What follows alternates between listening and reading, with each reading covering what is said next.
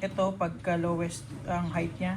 Ito naman pag maximum yung height. Itsura niya pagka mababa siya yung or standard niya na ano. O game, orasan na natin kung gaano katagal siya aangat, okay? Ito yung pinakamataas niya na abot. Ito yung gulong. Yan lang yung length niya para may idea kayo, okay?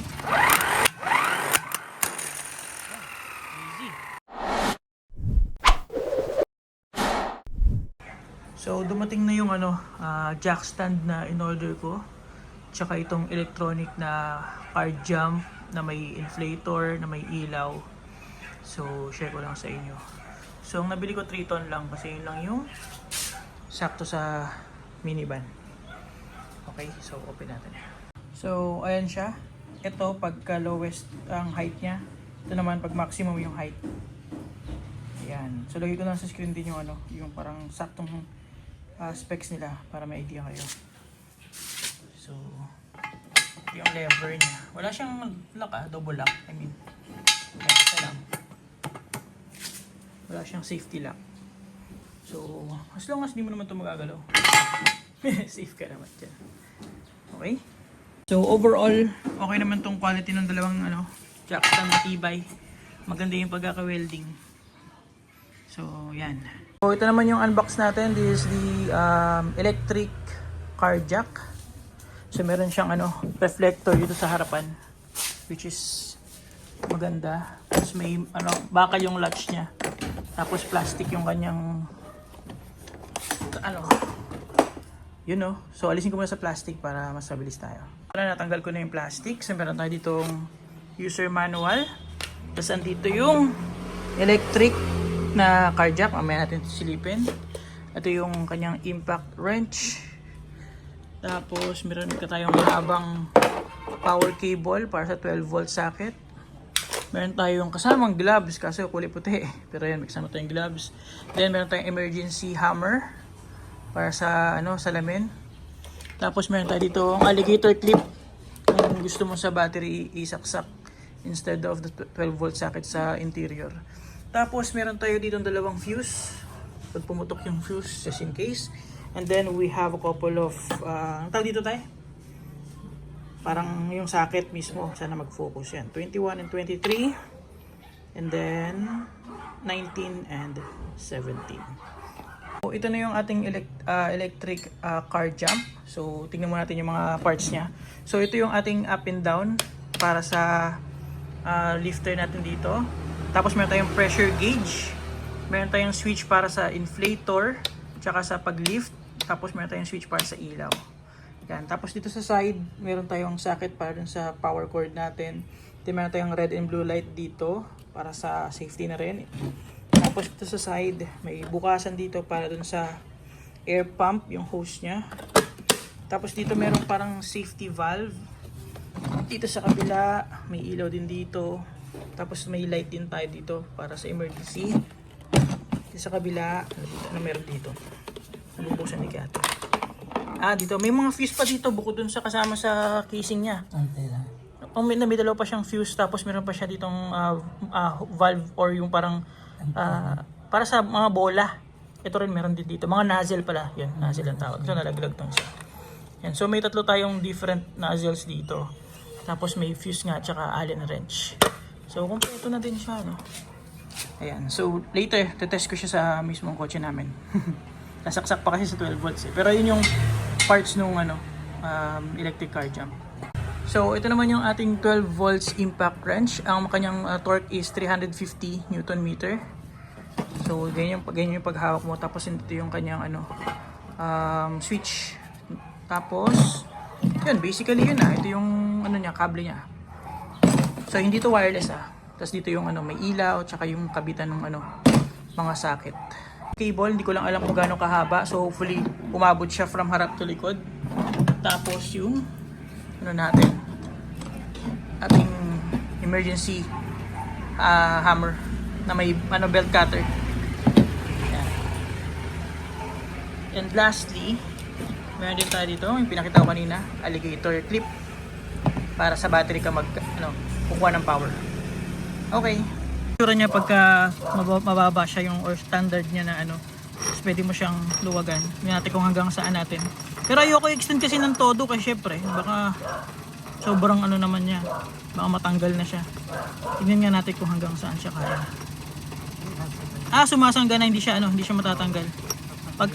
Tumitigil pala no. Yan, pagka maximum height na siya. Pero syempre kasi pag sobra naman, hindi mo naman na siya mapapasok sa loob, di ba? Baba mo ng konti hanggang sa magkakasya siya dun sa pagpupwestuhan mo. So pwesto ko lang saglit O game, orasan na natin kung gaano katagal siya aangat, okay? The up.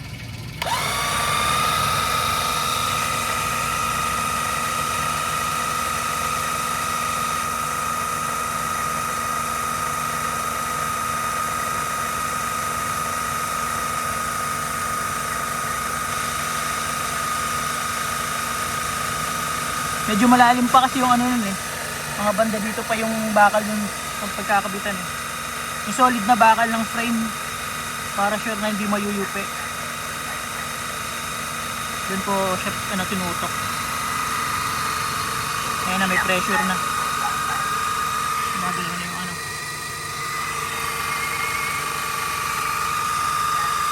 Ito pala paganta para kita yung bilhin.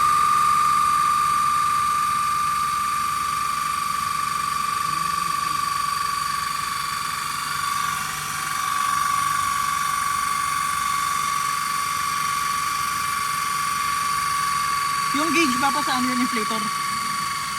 Inflator ng gulong. Ayan kahit di mo na nga itodo Kahit di mo na todo kasi makakapagpalit na naman ng gulong. Pero gusto ko lang pakita kung yung maximum height niya. Okay, pag nahirapan siya, tigil mo na. Sagad na yan. Ayan Okay, ayos. Try naman natin yung impact wrench. Saglit yung ilaw. Dito yung switch niya. Ayan. Ang ilaw niya dito. Saka dito sa harap. Hindi lang kita ngayon kasi umaga Pero yan yung ilaw niya. Okay. Meron din dito sa likod. Dalawa. So pag gabi, kita pa rin kayo sa tabing kalsada niyan. Try natin yung inflator. Yung inflator niya dito. Buksan mo lang. Ito yung nozzle. So yan lang yung length niya para may idea kayo, okay? Kabit na. So currently nakalagay lang dito kita ba? 25 kasi nabawasan siya habang kinakabit ko So tara, inflate natin. Ito gagamitin natin.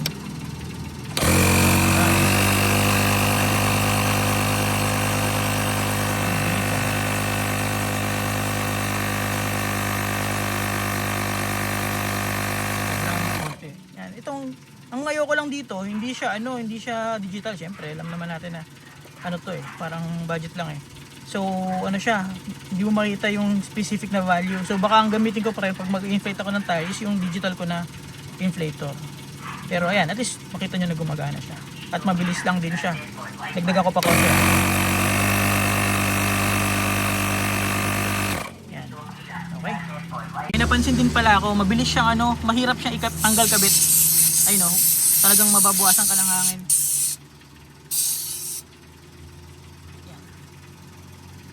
Seal ko na. Ilan siya? Balik siya sa 25. So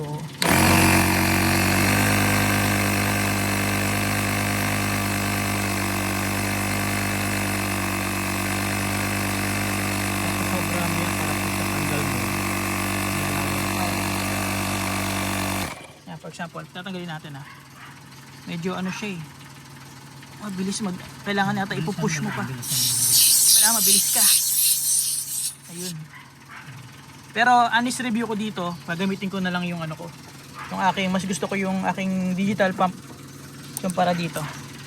Lang to, kung wala ka talagang option. Yan. So ito na yung impact wrench, merong ilaw dito. Yan, try ko isang kamay. Kasi ako lang mag-isa. Ati kung kakayanin niya. Okay? Easy. Ayos. So kaya niya magtanggal ng lug nuts. So for tire inflator, mas gusto ko pa rin itong ganito, digital. Kasi kita mo exactly yung PSI mo. Tsaka madali siyang tanggalin at ikabit dito. So konti lang yung hangin na sumisingaw. Tsaka nag-i-step din siya ng kusa. Diba?